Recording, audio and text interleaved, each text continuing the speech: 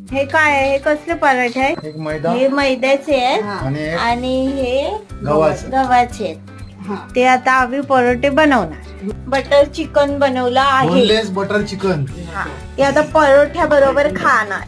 हे बघा, हा कसला घेतलास परोठा? मैद्याचा आहे.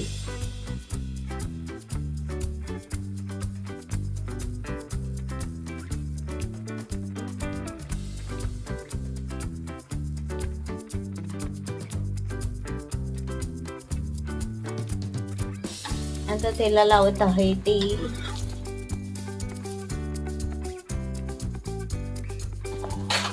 हा आहे